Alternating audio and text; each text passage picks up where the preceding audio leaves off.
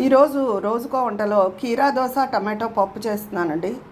మామూలు దోసకాయతో చేస్తారు కదా, అలా కీరా దోసతో కూడా చాలా బాగుంటుంది. నేను ఎప్పుడు పప్పు కనీసం ఒక అరగంట ముందైనా నానబెట్టుకోవాలని చెప్తాను కదా. పప్పు నానబెట్టుకున్నాను ఒక అరగంట క్రితం.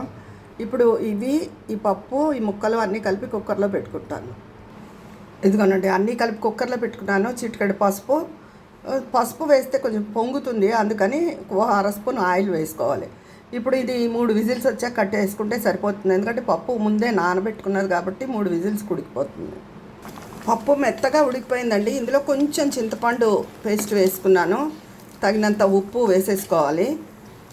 నేను ఎప్పుడు చెప్తాను, జీలకర్ర ఎండుమిర్చి కొంచెం అర స్పూన్లో వేయించి మిక్సీ చేసి ఉంచుకుంటే ఆ పొడి ఇలా పప్పుల్లో వాటిలో వేసుకుంటే రుచిగా ఉంటుందని. అంటే మెంతికారం కూడా చెప్తూ ఉంటాను, అవి పులుసులకు ఎక్కువ బాగుంటాయి. ఇప్పుడు ఇది ఒక స్పూన్ వేసేసుకుంటానండి, ఇంగువ కలిపిందే ఇది. ఇంకా వేరే పోపు అక్కర్లేదు దీంట్లోకి. ఇదిగోనండి, ఇందాక మీకు చూపించిన కారం ఒక స్పూన్ వేసుకున్నాను, ఇంగువతో కలిపింది. ఇందులో ఇష్టమైన వాళ్ళు వెల్లుల్లిపాయ వేసుకోవచ్చు. మా నాన్నగారు పెద్దవారు ఉన్నారు, ఆయన తినరు, అందుకని నేను వేయట్లేదు. కానీ ఈ ఇంగువతో చాలా బాగుంటుంది పప్పు. ఈ కీరా దోస పప్పు మామూలు దోసకాయ పప్పు కన్నా కూడా రుచిగా ఉంటుంది. ఒక్కసారి ట్రై చేసి చూడండి, మీరే చెప్తారు నాకు. ఇదిగోనండి, ఎంతో రుచిగా ఉంటే కీరా దోస టమాటో పప్పు నేను చేసిన విధానంగా చెయ్యండి, చాలా రుచిగా ఉంటుంది. మీకు నచ్చితే లైక్ చేసి సబ్స్క్రైబ్ చేసుకోండి.